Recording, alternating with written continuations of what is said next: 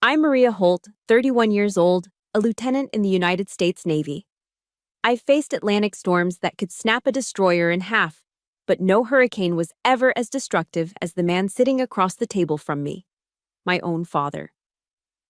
That afternoon at the lawyer's office, my cheek was burning. It wasn't from the salt spray or the wind. It was from a backhanded slap my father delivered right in front of 40 of our closest relatives. I tasted copper. Blood was trickling from the corner of my lip. My father stood over me, veins bulging in his neck, screaming, "You selfish little brat! Sign the transfer papers for your brother. He's a man. He needs this house more than you do." My brother, Eric, just sat there, smirking, legs crossed, acting like robbing me of my inheritance was his birthright. They thought I was still the weak little black sheep they could bully. But they didn't know that the man sitting at the head of the table, my late grandfather's attorney, was holding a file that wouldn't just strip them of the roof over their heads, but was about to send my father to federal prison for bank fraud. If you've ever been asked to set yourself on fire just to keep your ungrateful family warm, type "Justice" in the comments and listen to this. The conference room at Harper & Dunn was designed to intimidate. It smelled of old money, a mixture of lemon furniture polish, leather-bound law books, and the stale, recycled air of expensive air conditioning. I walked in, my heels clicking rhythmically on the hardwood floor. I was wearing my service dress white uniform, choker collar, ribbons perfectly aligned, every crease sharp enough to cut glass. It was a suit of armor I'd earned through sweat and tears. But the moment I stepped across the threshold, I felt that old, familiar, suffocating feeling. To the United States Navy, I was a lieutenant. To the people in this room, I was invisible. About 40 relatives were crammed into the room, buzzing like flies.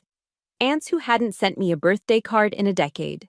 Cousins who only called when they needed bail money. They all went silent as I entered.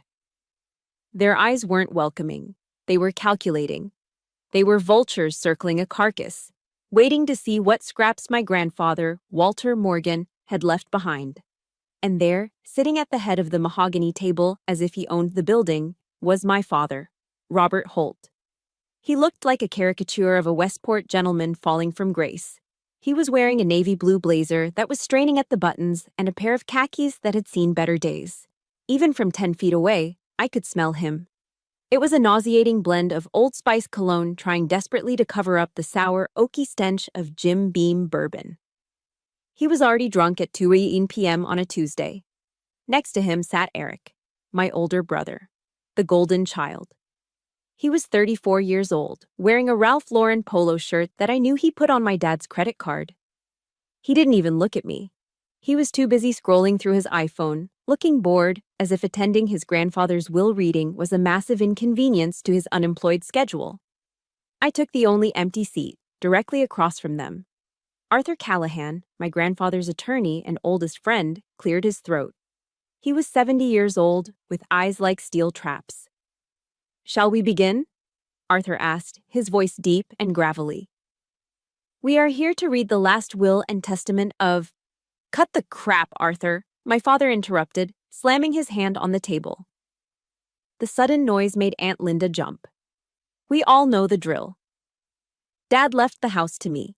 Let's just sign the papers so I can get back to work. Work, I thought. Dad hadn't worked a real day in 5 years. He spent his days driving his leased Ford F-150 around town to keep up appearances. Arthur adjusted his glasses, his expression unreadable. "Robert, please sit down. I don't have time for your billable hours." Dad reached into his jacket pocket and pulled out a crumpled piece of notebook paper. He slid it across the polished table toward me. It looked like something a child had scrawled on. "Sign this, Maria," Dad commanded. He didn't ask. He ordered. I looked down. It was a handwritten note stating that I, Maria Holt, voluntarily relinquished any and all claims to the estate in favor of Eric Holt. I looked up, meeting his bloodshot eyes. "What is this?" "It's a formality," Dad sneered, his lip curling. "You're in the Navy. You have the government taking care of you. You have a cot to sleep on and a mess hall to eat in. You don't need a house in Connecticut. Eric needs it. He's a man. He has a future to build. The sexism was so casual, so practiced, it almost didn't register as an insult. It was just the air we breathed in the Holt house. Eric finally looked up from his phone and gave a small, pitiful shrug, as if to say, "What can you do? I'm just special." "I'm not signing that," I said. My voice was calm, trained by years of shouting commands over the roar of jet engines. "Grandpa wanted me here. I'm waiting for Mr. Callahan to read the will." "You selfish bitch," Dad hissed.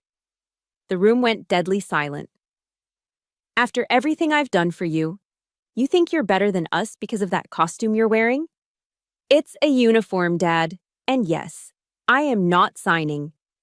He moved faster than I expected for a drunk man. He lunged across the corner of the table. I saw the motion, but I didn't flinch. I wouldn't give him the satisfaction. Crack! His open palm connected hard with the side of my face. The sound echoed off the wood paneling like a gunshot. The force of it knocked me sideways, my chair skidding against the floor. I tasted the hot, metallic tang of blood instantly as my lips split against my teeth. Gasps filled the room.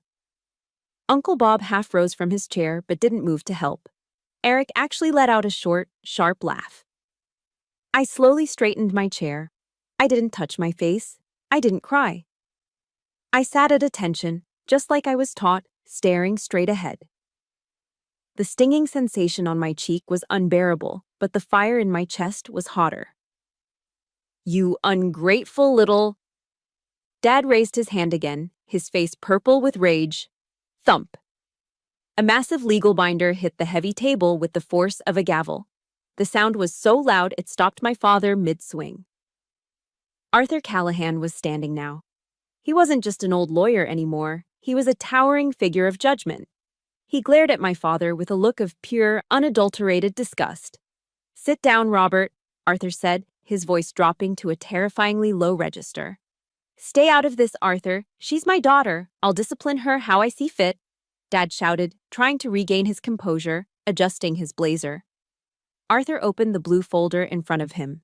He looked at the blood on my lip, then looked directly at my father. The silence in the room was heavy, suffocating. "Mr. Holt," Arthur said, articulating every syllable with lethal precision. "I strongly suggest you keep your hands to yourself, because you just struck the actual owner of the house you're living in." The stinging sensation on my cheek began to fade into a dull, throbbing ache, but the memory it unlocked was sharper than ever. That slap wasn't an isolated incident, it was the physical punctuation mark on a sentence that had been written since I was 5 years old. Sitting there in that air-conditioned law office, staring at the man who had just struck me, I wasn't seeing the aging alcoholic in a cheap blazer. I was seeing the father who had systematically erased me from his life, one missed milestone at a time. You see, in the Holt household, there were two distinct roles. Eric was the golden child, the fragile prince who needed to be protected from the cruel world. And I was the insurance policy, the backup plan, the one who was low maintenance. It started with the birthdays. I remember my sweet 16 vividly. In Westport, turning 16 is a coronation. Girls in my grade were getting leased Jettas or lavish parties at the country club. I didn't expect a car. I knew we were house poor, living in a mansion we could barely heat. But I expected something. I came home from swim practice that day, hair wet and smelling of chlorine, to find the house dark. Mom was in the kitchen, looking exhausted. There was a store-bought sheet cake from Stop and Shop on the counter, still in the plastic container with the clearance sticker on it.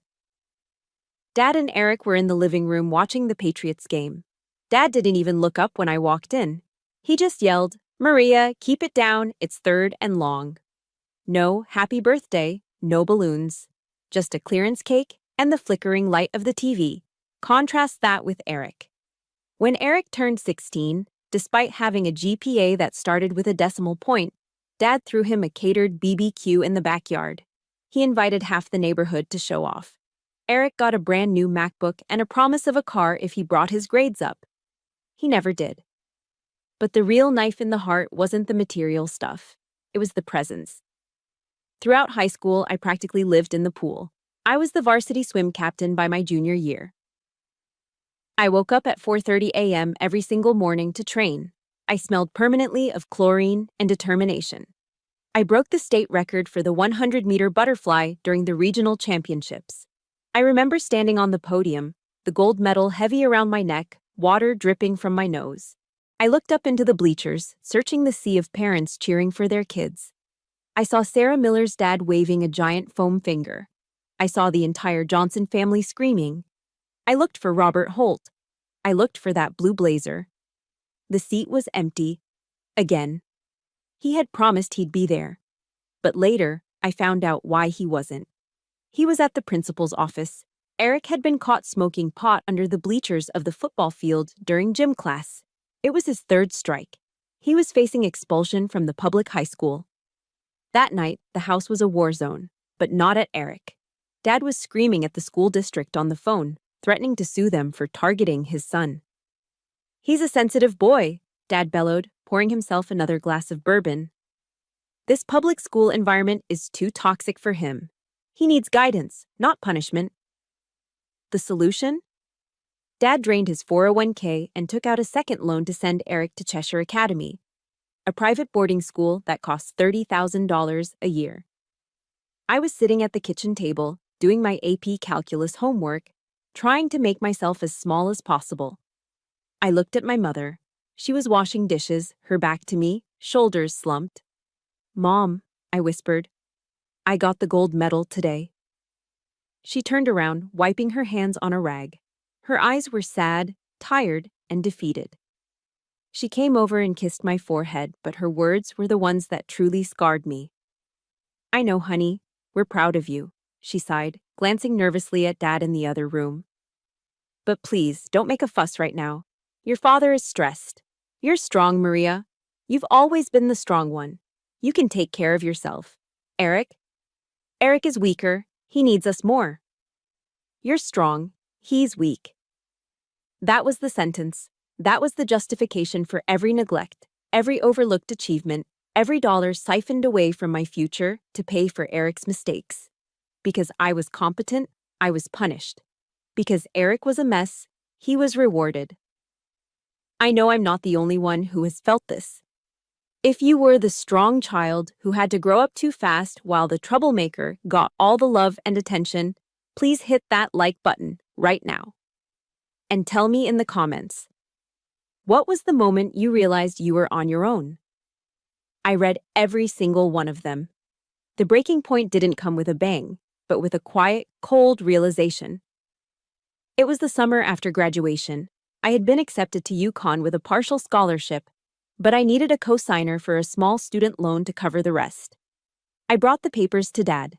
He laughed. He literally laughed in my face. "I can't sign that, Maria. My credit is tied up with Eric's tuition. You're smart. Figure it out. Get a job." 2 days later, I came home to find a brand new jet ski in the driveway.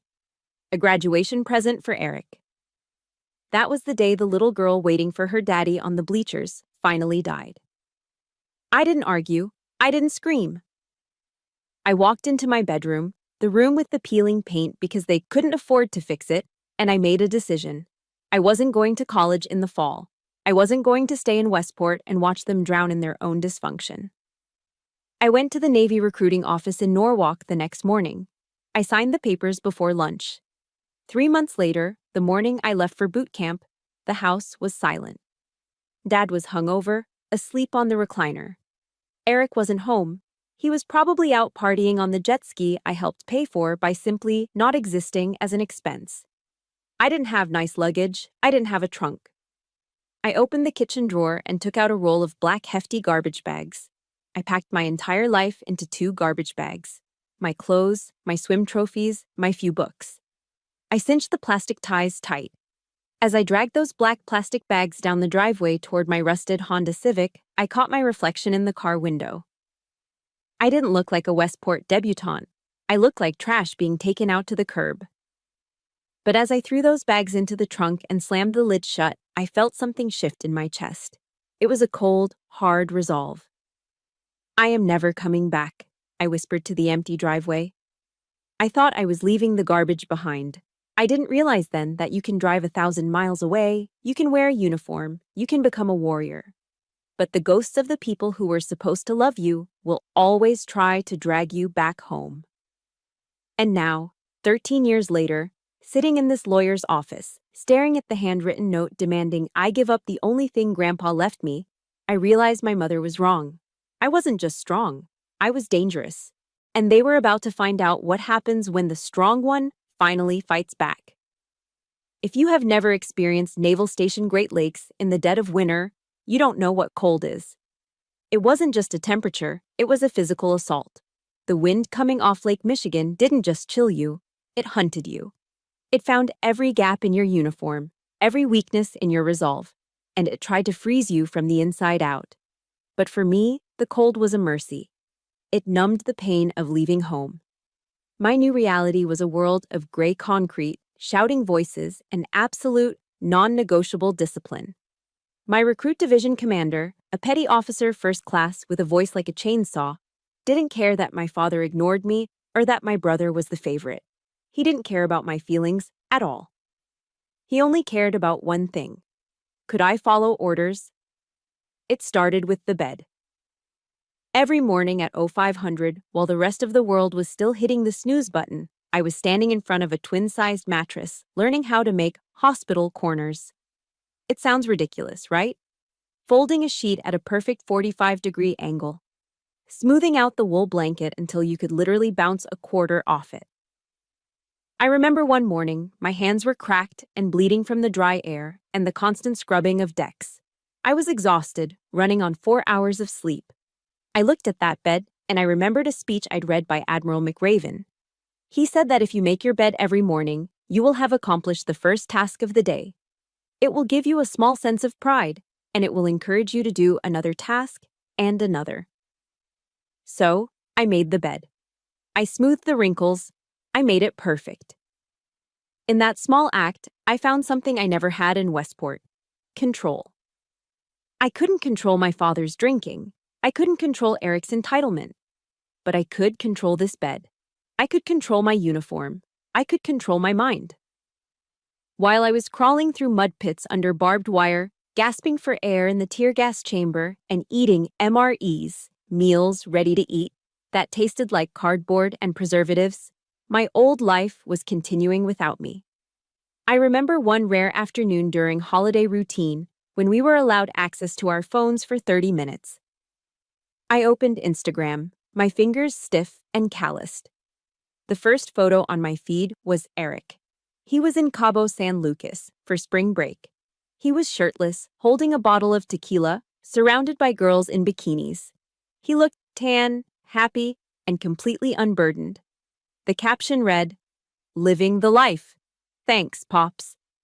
I looked down at my own dinner, a packet of Chili Mac MRE that I was heating up with a chemical reaction bag. Eric was burning through thousands of dollars of Dad's money on shots and jet skis. I was earning my paycheck, meager as it was, by learning how to keep a ship afloat during combat. The contrast made my stomach turn, but it also fueled a fire in my gut. Let him have the fun. I was building a future. 5 years went by. They weren't easy years, but they were mine. I worked my way up. I went from an enlisted sailor to an officer, earning my commission through sheer grit. I became a lieutenant junior grade. I deployed. I saw the Atlantic, the Mediterranean. I stood watch on the bridge of a destroyer in the middle of the night, looking at stars that seemed brighter than anything in Connecticut. And I did something else, something that felt better than any party in Cabo. I paid off my student loans.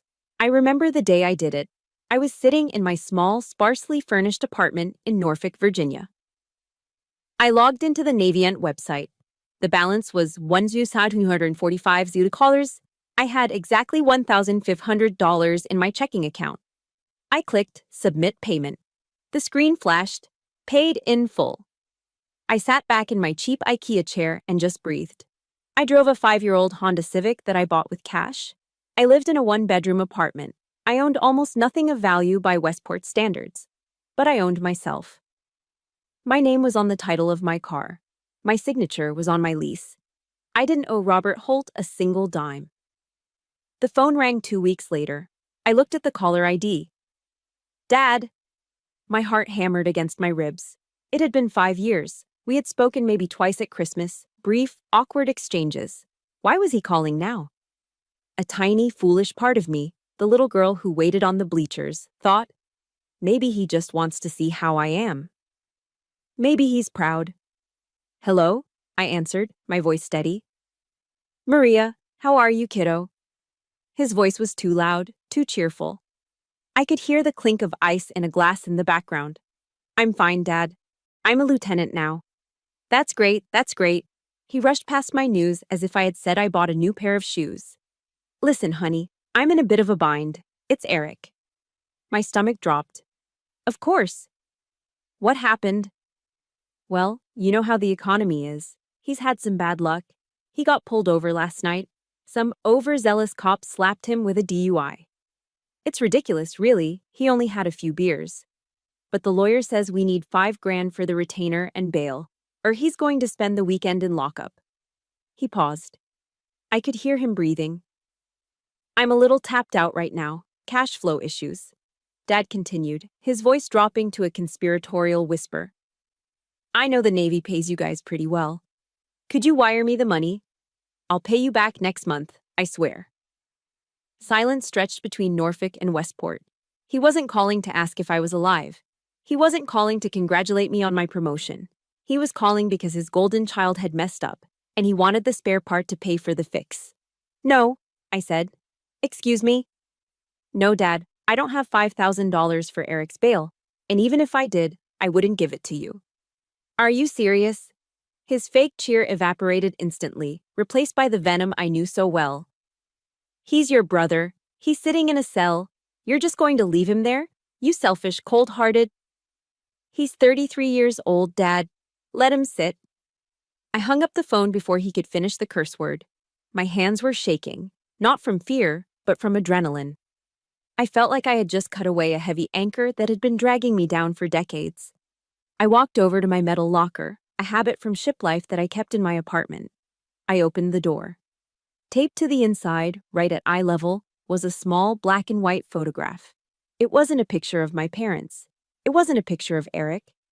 It was a photo of an old man standing next to a 1965 Mustang, smiling with a kind of gentle strength that I missed every single day. My grandfather, Walter Morgan.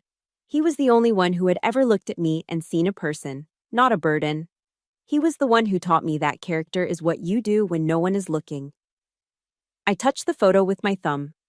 I held the line, Grandpa, I whispered to the picture. I didn't give in. I didn't know it then, but Grandpa Walter had done a lot more than just leave me with good advice. He had left me a shield. And in a few days, back in that lawyer's office, that shield was about to become a sword. The room was dead silent, save for the heavy breathing of my father, who was still standing with his hand raised, looking at the lawyer with a mixture of shock and drunken defiance. Arthur Callahan stared him down, his eyes cold behind his wire-rimmed glasses. In that suspended moment, staring at Arthur, a man who had been my grandfather's best friend since their days in the VFW hall, the sterile smell of the law office faded away. The coppery taste of blood in my mouth triggered a memory, pulling me out of that room and transporting me back to the only place I had ever felt safe. Suddenly, I wasn't 31. I was 16. I wasn't in a high-rise office. I was in a red vinyl booth at Harry's Diner on the Post Road, a greasy spoon that smelled of bacon grease, old coffee, and comfort. It was our secret ritual. Every Sunday, while Dad was sleeping off a hangover and Mom was nervously cleaning the house for the third time, I would sneak out the back door. Grandpa Walter would be waiting for me in his 1965 Mustang, the engine idling with a low, steady rumble. We wouldn't say much on the drive. Grandpa was a World War II veteran, a man who had seen the Pacific Theater and learned that words were cheap, but actions meant everything. We'd park, walk into the diner, and sit in the same booth near the back. The waitress, a woman named Dottie who had a beehive hairdo that defied gravity, would bring our order without us even asking. Black coffee for him and a slice of warm apple pie a la mode for me. I could see him now, clear as day. He was wearing his flannel shirt and suspenders, his hands weathered and spotted with age, shaking slightly as he held his coffee mug. "How are things at the asylum?" he would ask. That was his name for my parents' house. "Dad bought a new boat," I told him once, pushing my fork into the melting vanilla ice cream. "But he told Mom we can't afford to fix the furnace." Grandpa Walter didn't get angry. He didn't yell. He just took a slow sip of his coffee and shook his head, a look of profound disappointment in his eyes. "Your father," Grandpa said, his voice gravelly, "is a man who buys things he doesn't need, with money he doesn't have, to impress people he doesn't like.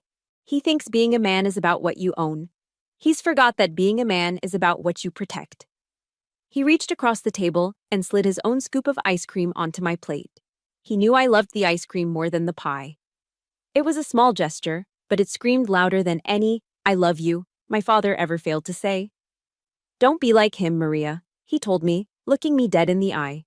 "You have iron in your spine. I saw you swim last week. You didn't quit when you were tired. That's worth more than any boat. Remember, money is just a tool. If you don't control it, it controls you, and right now, it controls your father." I didn't know it then, but in those quiet moments over apple pie, Grandpa wasn't just feeding me dessert. He was evaluating me. He was testing my character against my father's greed. And he had made a decision. Snap. The sound of Arthur Callahan unclasping the thick legal binder brought me crashing back to the present. The smell of bacon and coffee vanished, replaced by the stench of my father's cheap bourbon. Arthur didn't sit down. He remained standing, dominating the room. He looked at my father, then at Eric, and finally, his eyes softened just a fraction as they landed on me. "Robert," Arthur said, his voice devoid of any warmth, "you seem to be under the impression that this proceeding is a standard probate case. You assume that because you are Walter's only son, you are the heir apparent to his estate." "It's not an assumption, Arthur," Dad spat, adjusting his blazer as he finally sat back down, trying to regain his dignity. "I'm his next of kin. It's the law." "Under normal circumstances, yes," Arthur agreed. He pulled a document from the file. It looked old. The paper was slightly yellowed. However, Walter was a man who planned ahead. He came to me 13 years ago, specifically the week Maria left for boot camp. My heart skipped a beat. 13 years ago? "Walter was very concerned," Arthur continued. "He knew about your gambling debts, Robert. He knew about the second mortgage you took out on your own home.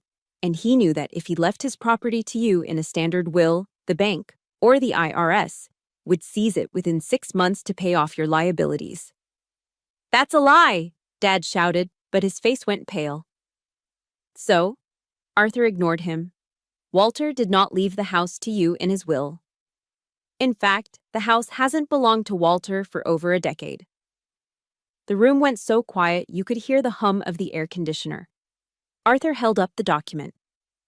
On October 15, 2011, Walter Morgan transferred the deed of the property at 42 Oakwood Lane into an irrevocable living trust. I gasped. I knew enough about the law to know what that meant. A living trust bypassed probate. It was ironclad. "And who is the trustee?" Eric asked, his voice cracking. He looked nervous for the first time. "Is it me?" Arthur looked at Eric with pity, then turned his gaze to me. "The trust was established for the sole benefit of the one person Walter believed had the discipline to maintain his legacy," Arthur said. He picked up a smaller, handwritten letter from the file. "He asked me to read this note before I hand over the keys." Arthur adjusted his glasses and began to read. It was Grandpa's voice. I could hear it. "To my granddaughter, Maria. If you are hearing this, I am gone. I know your father has likely tried to bully you today.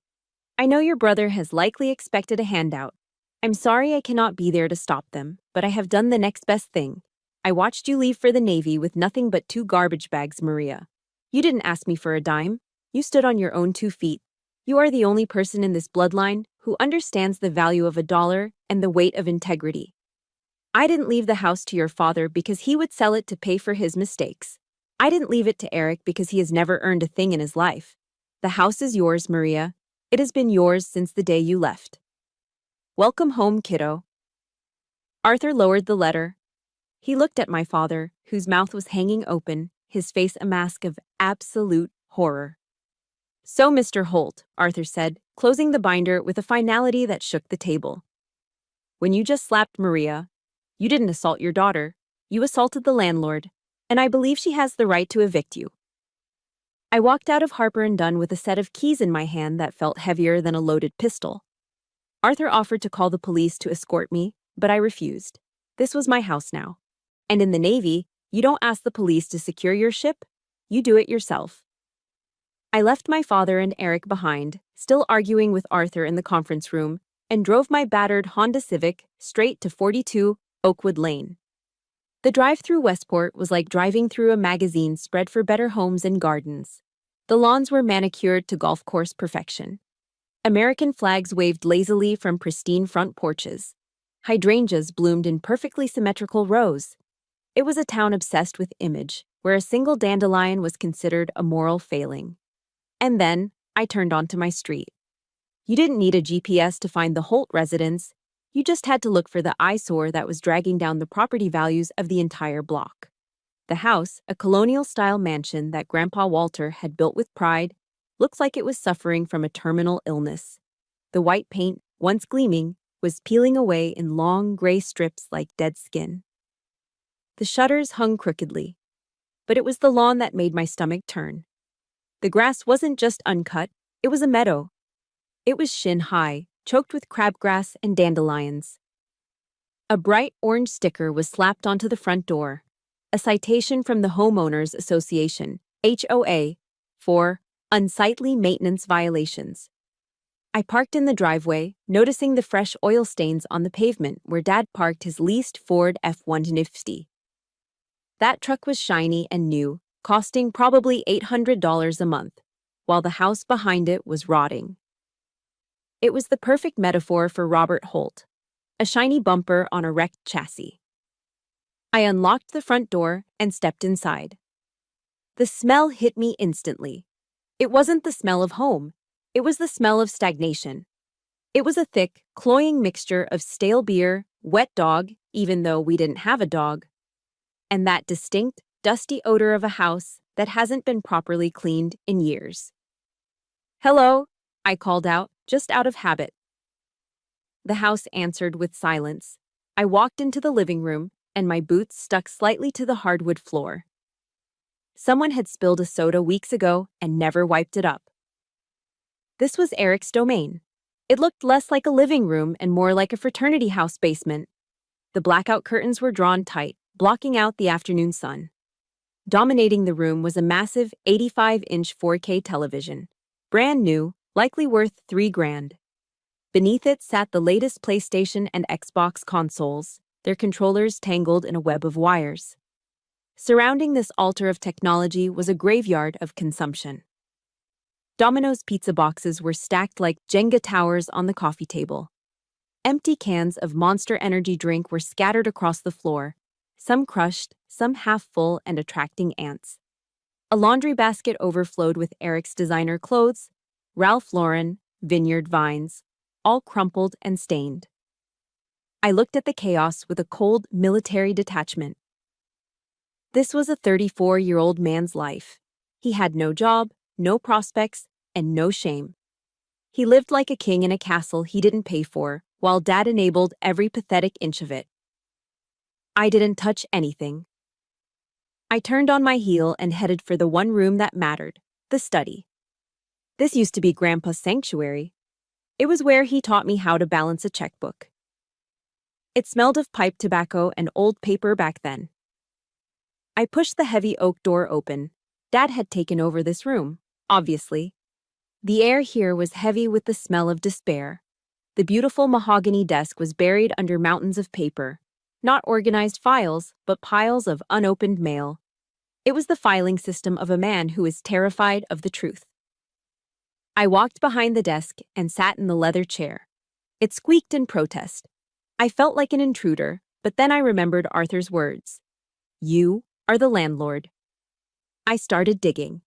The first layer of the pile was standard junk mail. Credit card offers. Catalogs for luxury watches Dad couldn't afford. The The second layer was darker.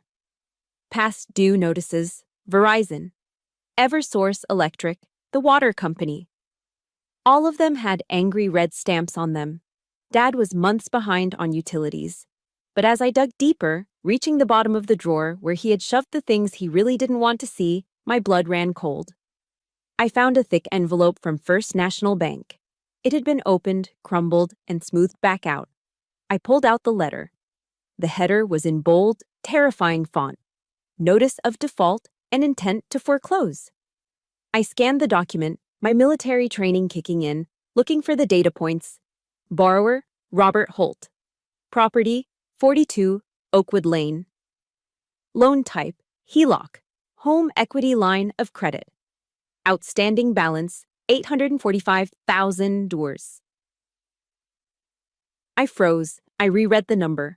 $845,000. Confusion washed over me, followed quickly by a sharp pang of suspicion. Wait, I whispered to the empty room. This doesn't make sense. Arthur had just told me that the house was in an irrevocable trust. That meant Grandpa owned it through the trust, not Dad. To take out a home equity line of credit, you have to own the equity. You have to be on the deed. How could my father borrow nearly $1 million against a house that legally didn't belong to him? I scrambled through the papers, looking for the loan application. I found a copy of the deed attached to the loan documents. My eyes widened. There, at the bottom of the deed transfer, was a signature. Walter Morgan. The date on the signature was 2 years after Grandpa died. My breath hitched in my throat. The realization hit me with the force of a physical blow. Dad hadn't just been irresponsible. He hadn't just been lazy. He had forged a dead man's signature. He had committed federal bank fraud to turn Grandpa's legacy into a personal ATM for his booze and Eric's toys. Outside, the gravel crunched. I heard the distinctive roar of a Ford F-150 engine aggressively revving in the driveway. A car door slammed shut. Then, another. "Where is she?" I heard Dad's voice screaming from the front yard, slurring and enraged. "Where is that ungrateful little traitor?" I looked down at the paperwork in my hand, the evidence of a felony that would put my father in prison for 20 years. I didn't feel fear anymore. I stood up, smoothing the front of my white uniform. I picked up the stack of papers. The inspection was over. It was time for the court-martial. The front door slammed shut downstairs with enough force to shake the floorboards beneath my feet. "Maria!" My father's voice roared from the foyer, a slurred, guttural sound that echoed up the staircase. "Get down here. I'm not done with you." I checked my watch. Based on the heaviness of his footsteps and the stumbling rhythm, I estimated I had less than 2 minutes before he made it up the stairs. 2 minutes. In the Navy, you can launch a counteroffensive in less time than that. I ignored his shouting. I sat in Grandpa's leather chair, my heart rate steady, my eyes locked on the stack of papers in front of me. The document in my hand wasn't just a bill. It was a crime scene. It was a loan application for a home equity line of credit, HELOC, from First National Bank, dated June 14, 2019.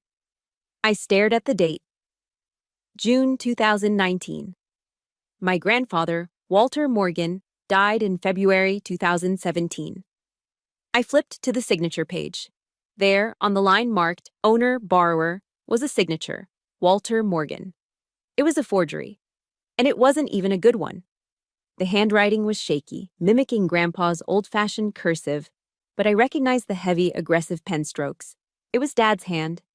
He had walked into a bank 2 years after his own father's funeral and pretended Grandpa was still alive to secure a loan. He must have forged a power of attorney or bribed a notary public. In the state of Connecticut, that's not just fraud. That's identity theft and grand larceny. "He didn't just break the rules," I whispered, my finger tracing the fake signature. "He broke the law." I flipped to the transaction history. If Dad had borrowed nearly $850,000 against the house, where did the money go? The house was falling apart. The roof was leaking. The money certainly wasn't spent on maintenance. I followed the money trail. It was sickening. October 2019, wire transfer, $85,000. BMW of Ridgefield. That was Eric's M3, the one he accidentally wrapped around a telephone pole 3 months later.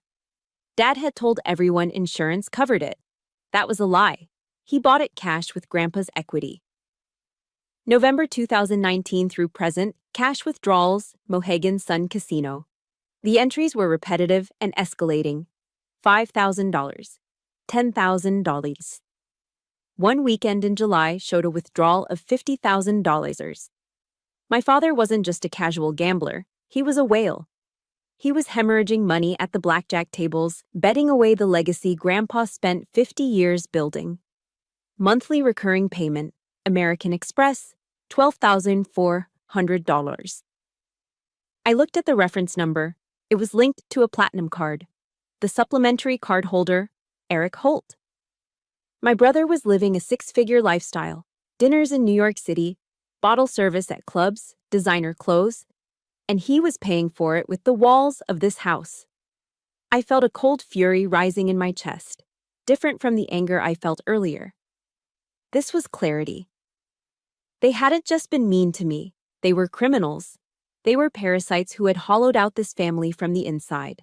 If I called the FBI right now, Robert Holt wouldn't just be evicted. He would be facing federal charges. Wire fraud alone carries a sentence of up to 20 years. The realization hit me hard. I wasn't just holding a file, I was holding the button to a nuclear option. I could destroy him. I could send my own father to a federal penitentiary where he'd trade his Ralph Lauren blazers for an orange jumpsuit. I know I'm not the only one who has discovered a betrayal like this. It's a terrible feeling when you realize the people who are supposed to protect you are actually the ones stealing from you. If you believe that fraud is unforgivable, especially when it's family, please hit that like button right now. And tell me in the comments, if you found this evidence against your father, would you call the police? Type yes or no. Thump, thump, thump. The footsteps were in the hallway now, heavy, angry. Don't go in there, Dad, she's crazy. That was Eric's voice, high-pitched and whining, close behind him. Shut up, Eric. This is my house. I'll do what I want. The doorknob to the study rattled violently. It was locked. I had turned the latch the moment I walked in. Open this door, Maria, Dad screamed, pounding on the heavy oak wood. Open it or I'll kick it down. I stood up slowly. I didn't rush. I picked up the HELOC application, the bank statements, and the foreclosure notice. I aligned them perfectly in my hand. I took a deep breath. I checked my uniform one last time in the reflection of the window. I wasn't the scared teenager packing garbage bags anymore. I was an officer. And I was about to confront a hostile insurgent. I said, open it. Bam! The door splintered near the lock. He kicked it again. With a loud crack, the frame gave way, and the door swung open, banging against the bookshelf. Robert Holt stood in the doorway, breathing heavily. His face was a mask of red, sweaty rage. His tie was loosened, his hair disheveled. He looked like a man on the edge of a cliff, though he didn't know it yet. Eric peeked out from behind him, looking terrified, his eyes darting around the room to see what I had touched. Who do you think you are? Dad snarled, stepping into the room, his fist clenched at his sides. You think you can just walk in here and lock me out of my own office? You think that piece of paper Arthur read means anything? I am the man of this house. He took a menacing step toward me, raising his finger to point in my face. You are going to sign that deed transfer, Maria. Right now. Or so help me God, I will. You'll what? I interrupted. My voice was dangerously low. You'll hit me again. You'll forge my signature like you forged Grandpa's. Dad froze mid-step. His mouth opened, but no sound came out. Eric went pale. What did you say? I lifted the file in my hand, holding it up like a weapon. I turned the page so the fake signature was facing them. I know everything, Dad, I said, my eyes locking onto his. I know about the HELOC. I know about the $800,000. I know about the casino runs to Mohegan Sun. And I know you committed federal bank fraud to get it. The color drained from my father's face so fast it looked like he was having a stroke. His arrogance evaporated, replaced instantly by the terrified look of a criminal who realizes the cops have arrived. he stammered, his hands shaking. That's not. Arthur calls this a dispute over a will, I said, stepping forward, forcing him to take a step back. But the FBI, they call this a felony. I tossed the file onto the desk. It landed with a heavy thud between us.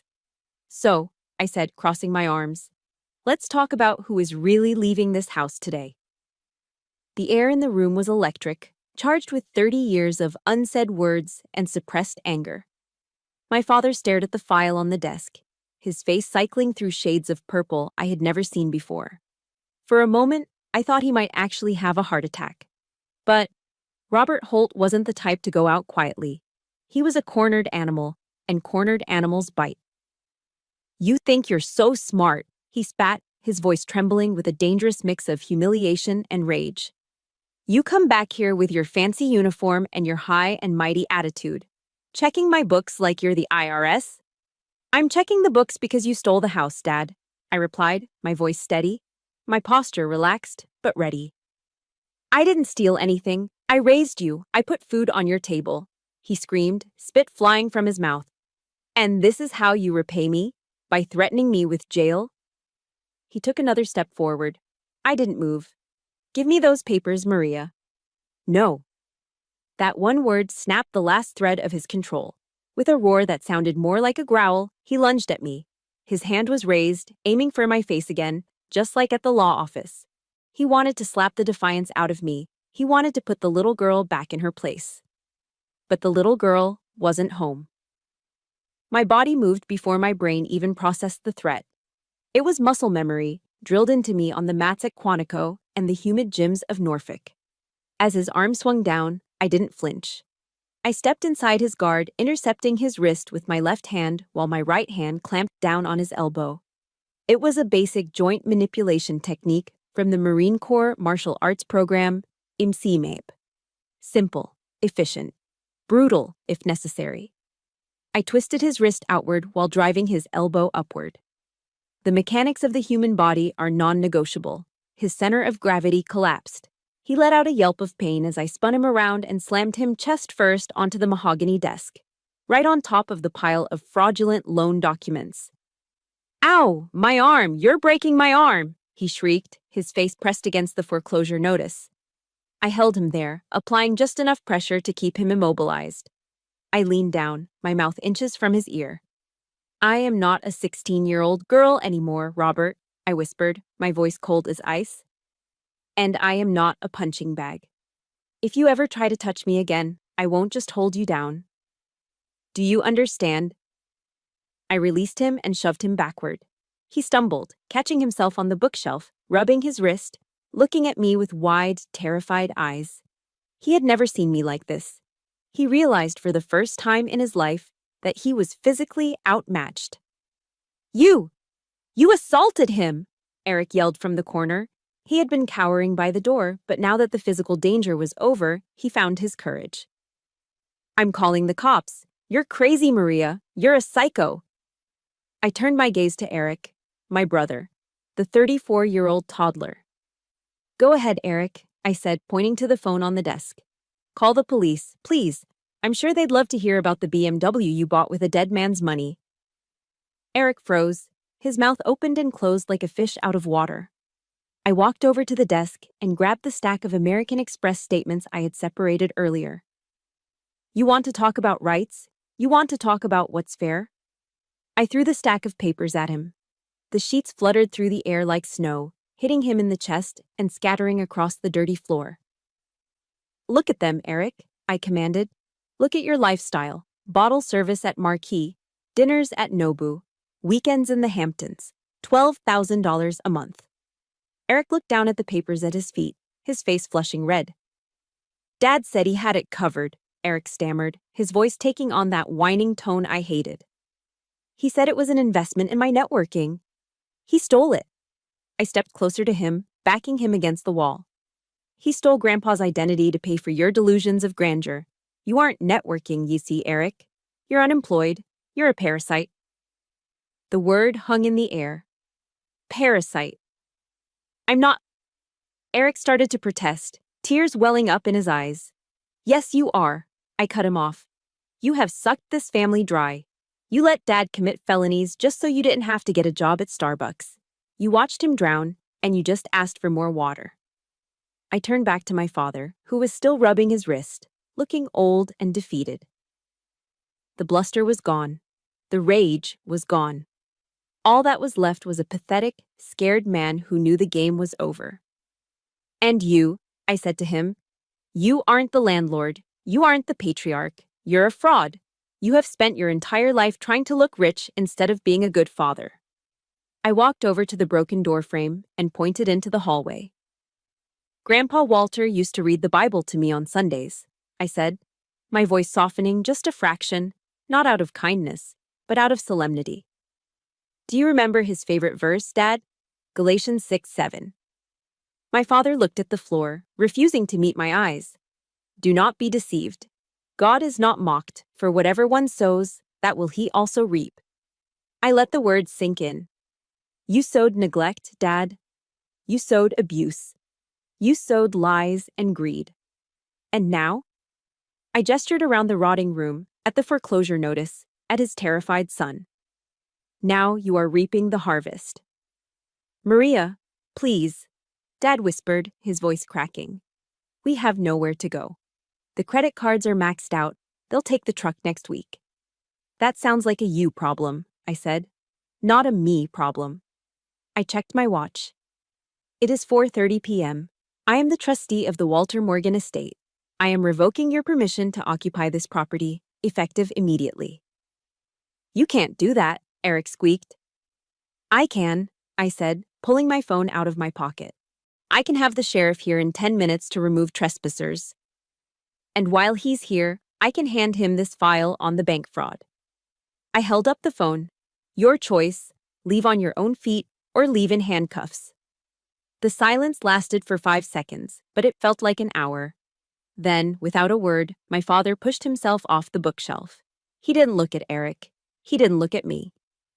He just walked out of the room, his shoulders slumped, a broken man. Eric looked at me, then at the scattered papers, then at his father's retreating back. You're a bitch, Maria, he muttered, grabbing his car keys. Maybe, I said, watching him scurry out the door. But I'm a bitch with a house, and you're just a guest who overstayed his welcome. Get out, right now. Silence is heavy. But the silence that followed my threat to call the FBI was crushing. It had physical weight. It pressed down on the shoulders of the two men in front of me, bending them until they snapped. My father, Robert Holt, stood in the center of his ruined study. The red rage that had fueled him moments ago had drained away, leaving behind a complexion the color of old ash. He looked at the phone in my hand as if it were a loaded gun pointed at his chest. He knew I wasn't bluffing.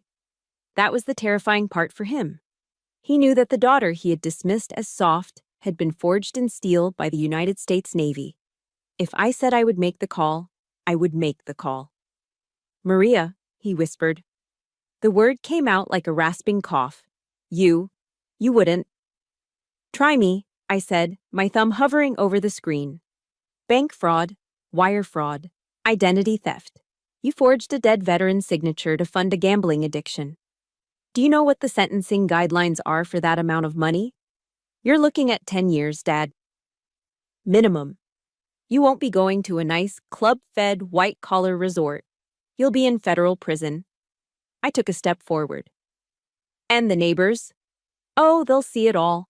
I won't let you sneak out the back. When the agents come, they'll park right out front. Mrs. Higgins next door will see you in handcuffs. That was the dagger. For a narcissist like my father, prison was scary, but public humiliation was fatal. His knees actually gave out. It wasn't theatrical. It was a total mechanical failure of his body. He stumbled back and collapsed, not into a chair, but onto the dusty hardwood floor. He slumped against the filing cabinet, his legs splayed out in front of him. And then, Robert Holt, the man who terrified me for my entire childhood, began to cry. It wasn't a dignified weep. It was an ugly, heaving sob. Snot ran from his nose. He clutched his chest. I can't go to jail, he blubbered, wiping his face with his sleeve. I'm 62 years old. I have high blood pressure. They'll kill me in there. Maria, please. I'm your father. I looked down at him. I waited for an apology. I waited for him to say, I'm sorry I stole from you. I'm sorry I hit you. But it never came. He was crying for himself. He was mourning his reputation, his comfort, his freedom.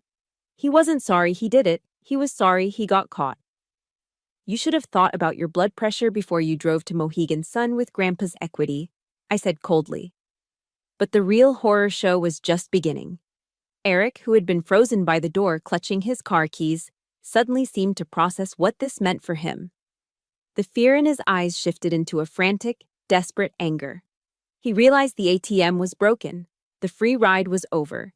He didn't rush to comfort his sobbing father. He didn't offer to help. Instead, he turned on him. You said you had it handled, Eric screamed, his voice cracking. He threw his keys onto the floor. You told me the trust was just a rumor. You told me the money was ours. Dad looked up at his golden child, blinking through his tears. Eric, I tried. I did everything for you. You did nothing. Eric kicked the leg of the desk violently. You're a liar. You let me buy that car. You let me rack up the Amex. And now what? Now I'm supposed to go to jail too, because of you? I paid your debts, Dad yelled back, finding a shred of defensive energy. I risked everything to keep you happy. You risked it because you're a loser who couldn't earn his own money. Eric spat the words out like poison. God, you're pathetic. Look at you, crying on the floor like a baby. No wonder Mom was always miserable. I stood there, motionless, witnessing a scene that felt almost Shakespearean in its tragedy. The two villains of my life were tearing each other apart. The golden child was devouring the king. It was the ultimate betrayal, yet it was completely predictable. My father had raised Eric to be selfish, entitled, and lacking in empathy. He had created a monster who believed the world owed him everything. And now, that monster was feeding on its creator. Eric, Dad whimpered, reaching a hand out toward his son. Don't say that. We're a team. We aren't a team, Eric sneered, stepping back from his father's outstretched hand as if it were contagious. I have to look out for myself now. I'm not going down for your fraud. Eric turned to me, his eyes wild. Maria, listen. I didn't sign anything. I didn't know about the forgery. It was all him. You can't report me. I was a victim too. I looked at my brother, a 34-year-old man willing to send his father to prison to save his own skin. You spent the money, Eric, I said quietly. Ignorance isn't a defense when you're driving a stolen BMW. It was a gift, Eric yelled, then looked back at Dad with pure hatred. You ruined my life. You promised me this house. You promised me everything. Get out, I said again. This time my voice wasn't angry. It was exhausted. Both of you, before I change my mind about that phone call. Eric didn't hesitate. He snatched his keys off the floor and stormed out of the house without looking back at his father. We heard the front door slam, followed by the screech of tires as he peeled out of the driveway. He was running away, just like he always did, leaving me alone with Dad. Robert Holt sat amidst the wreckage of his lies. The silence returned, but now it was filled with the soft, wet sounds of his weeping. He looked smaller than I had ever seen him. The blazer was wrinkled. The comb-over in his hair had fallen apart, revealing his bald scalp. He wasn't a monster anymore. He wasn't a patriarch. He was just a sad, broken old man sitting on a dirty floor in a house he didn't own, abandoned by the son he worshipped. I looked at him, and I expected to feel triumph. I expected to feel the rush of victory. But I didn't. As I watched him sob into his hands, terrified and alone, I felt something far worse than hate. I felt pity. Not the warm pity of compassion, but the cold, distant pity you feel when you see a rabid animal that has finally been put down. He was pathetic, and realizing he was pathetic stripped him of his power over me forever. I lowered the phone. I didn't dial the FBI. Not yet. Get up, I said to him. He looked up confused, his eyes red and swollen. Get up, Robert, I said, using his first name. We're going to the kitchen. We need to talk about your surrender. The late afternoon sun cast long, melancholic shadows across the perfectly manicured grass of Willowbrook Veterans Cemetery. It was quiet here. the kind of quiet you can't find anywhere else, heavy with history and peace. I stood in front of a simple white marble headstone. Walter J. Morgan, U.S. Navy, WQTC. I reached into the pocket of my dress whites and pulled out a quarter. It's a military tradition. A penny means you visited. A nickel means you trained together. A dime means you served together, and a quarter means you were with them when they passed away. I wasn't there when Grandpa died. I was deployed in the Mediterranean. But in spirit, I had never left his side. I placed the coin on the cold stone. It made a sharp clink. I got him, Grandpa, I whispered to the wind. I have him right where you knew he would end up. For the last hour, I had been standing there, wrestling with a decision that felt heavier than the foreclosure notice. I had the power to destroy my father. One phone call to the FBI, and Robert Holt would spend his golden years in a federal cell. It would be justice. It would be vengeance. It would be exactly what the old Maria, the angry teenage girl, wanted. But as I looked at Grandpa's name, I remembered something he told me once when I was furious about Dad missing my swim meet. Maria, he had said, puffing on his pipe, strength isn't about how hard you can hit. It's about how much you can lift. Sometimes the heaviest thing you have to lift is someone who has fallen. I thought about the Bible verse that had been echoing in my head. Psalm 27:10. When my father and my mother forsake me, then the Lord will take me up. I had been forsaken, I had been abandoned, but I had also been lifted up by the Navy, by Grandpa, by my own resilience. I didn't need to destroy my father to prove I was strong. I was already strong. Destroying him wouldn't fix the house. It wouldn't heal the past. It would just leave me with a ghost in a cage. I took a deep breath, inhaling the scent of damp earth and pine. I knew what I had to do. It wasn't forgiveness, not yet. It was something harder. It was discipline. I drove back to 42 Oakwood Lane.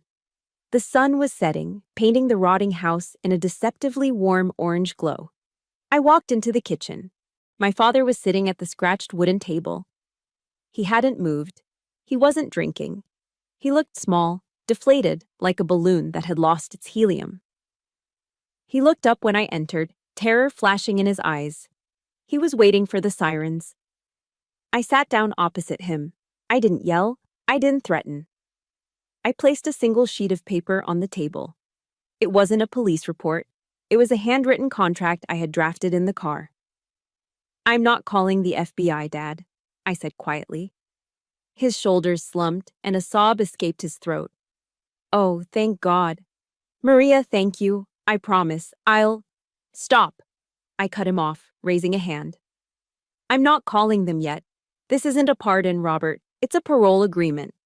He wiped his eyes, looking confused. What? What does that mean? It means you aren't going to prison, but you are effectively under house arrest. My house, my rules. I tapped the paper. Item 1, I began, my voice carrying the authority of an officer briefing a subordinate. You are selling the Ford F-150, tomorrow. You can't afford the lease, and you don't need a truck to drive to the liquor store. You will use the proceeds to pay off the immediate interest on the HELOC, so the bank doesn't take the house next week. Dad nodded frantically. Okay, yes, I can do that. Item 2, I continued. The master bedroom is no longer yours. That is the owner's suite. Since I am the owner, I will decide what to do with it. You are moving your things into the downstairs guest room. It's smaller, but it's warm. It's more than you deserve. He flinched, his pride taking a hit, but he didn't argue. Item 3, I said, leaning in. You need a job. A job? He blinked. Maria, I'm 62. I haven't worked in. I don't care, I said. You have hands, you have feet. Walmart is hiring greeters. Home Depot needs stalkers. You are going to get a minimum wage job, and every single paycheck will be garnished by me to pay back the equity you stole from this estate.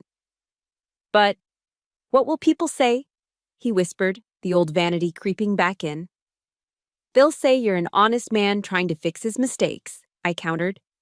Or they can say you're a felon in federal prison. Pick one. He lowered his head. I'll get a job. Good, I sat back. And finally, Eric. Dad looked up, hope flickering in his eyes. Can he come back? He has nowhere to go, Maria. He's sleeping in his car. No, I said. The word was absolute. But he's your brother. He can't survive out there. He can't survive because you never let him, I said, my voice softening with sad realization. You crippled him, Dad.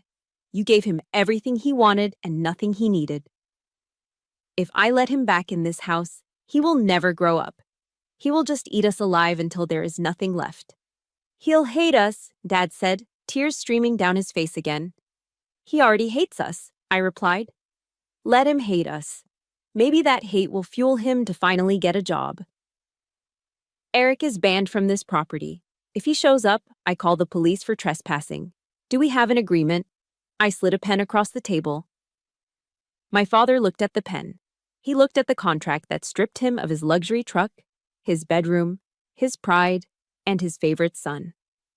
He looked at the daughter he had slapped just hours ago, the daughter who was now the only thing standing between him and a cage. He picked up the pen. His hand shook, his knuckles white. He signed his name. Robert Holt. It wasn't a signature of power. It was a signature of surrender. Thank you, he whispered, not looking at me. Don't thank me, I said, standing up and taking the paper. Make your bed tomorrow morning. That's how you thank me. I walked out of the kitchen, leaving him alone with the hum of the refrigerator. Outside, the first dry leaf of autumn drifted down from the oak tree, scratching against the window. Summer was ending. The heat was breaking. I looked at the calendar on the wall. November was coming. Thanksgiving was coming. And for the first time in 30 years, I wasn't dreading it. I had torn the house down to its foundation, and now, brick by brick, I was going to rebuild it. If you live in New England, you know that the air changes in late November. The humidity of summer vanishes, replaced by a crisp, biting chill that smells of wood smoke and dried leaves. It's a season that forces you to seek warmth, not just from a furnace, but from the people around you. 3 months had passed since the showdown in the study. 3 months since the treaty of the kitchen table. I stood on the front porch of 42 Oakwood Lane, holding a mug of hot apple cider. The house didn't look like a foreclosure waiting to happen anymore. The peeling paint had been scraped and primed. The knee-high jungle of crabgrass was gone, replaced by a lawn that had been raked clean of autumn leaves. It wasn't perfect. The shutters still needed a fresh coat of black paint. But it looked cared for. It looked respected. Inside, the house smelled the way a home is supposed to smell on the 4th Thursday of November. It was a rich, savory symphony of roasting turkey, sage stuffing, caramelized onions, and the sweet, spicy scent of pumpkin pie. I walked back inside, wiping my boots on the mat.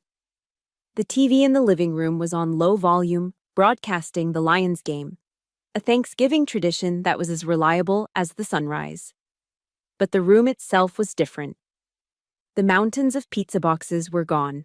The blackout curtains were open, letting in the pale afternoon light. And in the kitchen, standing over the oven with a pair of oven mitts, was my father. Robert Holt looked different. The navy blue blazer with the gold buttons was gone, likely sold at a consignment shop in Fairfield. He was wearing a simple flannel shirt tucked into a pair of Levi's that were a little loose around the waist. He had lost weight. He looked tired, yes. There were dark circles under his eyes, but he also looked solid. Hey, he said, pulling the 20-pound bird out of the oven. Steam billowed up, fogging his glasses. Check the temperature on this for me, will you? My eyes aren't what they used to be. Sure, Dad, I said, grabbing the meat thermometer. My back is killing me, he groaned. But there was a strange note of pride in his voice. We had a double truck shipment at the store yesterday, Black Friday prep. I hauled 50 cases of flat-screen TVs before lunch. Walmart keeps you busy, I said, checking the turkey. It's perfectly cooked, 165 degrees. Yeah, well, he wiped his hands on a dish towel. The manager, distinct kid named Jason, said I'm the only one who actually greets customers like they're human beings. Might make me a shift lead next month. It's an extra $1.50 an hour. I looked at him. 3 months ago, this man thought manual labor was beneath him. He thought an hourly wage was an insult. Now, he was bragging about a potential promotion at Walmart. He was working 40 hours a week, standing on concrete floors, earning his keep. He paid me rent every Friday, cash, to cover his share of the utilities and the debt he owed the estate. It wasn't a lot of money, but it was honest money. "Let's eat," I said. We sat at the dining room table. It wasn't set with the fancy china. We didn't need to impress anyone today. Just simple plates, the turkey, a bowl of mashed potatoes, and a can of jellied cranberry sauce because that was the only kind Dad liked. Dad picked up the carving knife. His hands, once soft and manicured, were rough now. He sliced the meat with a focus I hadn't seen in years. He poured us both a glass of iced tea. He had been sober for 88 days. "Maria," he said, putting the knife down. He didn't look at his food. He looked at me. His eyes were clear, free of the glassy haze of bourbon. "Yeah, Dad." "I want to say grace," he said. We bowed our heads. "Lord," he began, his voice raspy. "Thank you for this food. Thank you for this roof." He paused, swallowing hard. "And thank you for my daughter. Thank you for giving her the strength to stop me when I couldn't stop myself. I'm sorry, Maria, for everything. For the lost years. For the fraud. For not being the father you deserved." The silence that followed wasn't heavy like it used to be. It was peaceful. "Thank you, Dad," I whispered. "I forgive you." And I meant it. I didn't forget, but I forgave.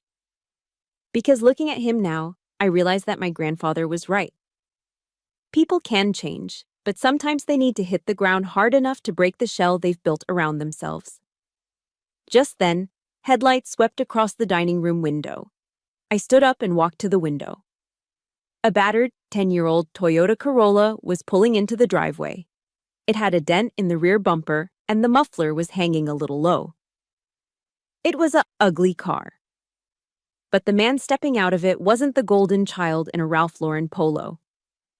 Eric was wearing a gray mechanic's jumpsuit with a patch that said Mike's Auto Body on the chest.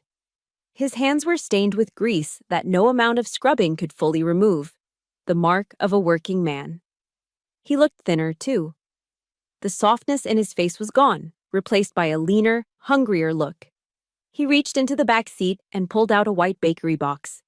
"He came," Dad said, standing behind me, his voice trembling slightly. "I told him he could come for dinner," I said, watching my brother walk up the path. "On one condition. He had to drive a car he paid for, wearing clothes he bought, bringing food he purchased with his own money." Eric stopped at the front door. He looked nervous. He adjusted his collar, took a deep breath, and knocked. I opened the door. My brother looked at me. There was no arrogance left in his eyes, just a quiet, tentative hope. "Hey, Maria," he said, holding up the box. "I brought an apple pie. It's not homemade, but I bought it, with my paycheck." "Apple pie is perfect," I said, stepping aside. "Come in, Eric. Dinner is ready." He walked in, the smell of grease and hard work following him, mixing with the smell of the turkey. He saw Dad standing in the hallway. They looked at each other, two men who had lost their fake kingdom but found their real footing. "Hey, Dad," Eric said softly. "I like the flannel." "Hey, son," Dad smiled, a genuine, crinkly-eyed smile. "I like the jumpsuit. Suits you." As I watched them walk into the dining room together, talking about Eric's new job fixing transmissions, I felt a warmth spread through my chest that had nothing to do with the heating system. I walked over to the mantel above the fireplace. There, in the center, was the framed photo of Grandpa Walter standing next to his Mustang. I touched the frame one last time. For years, I thought the inheritance was the house.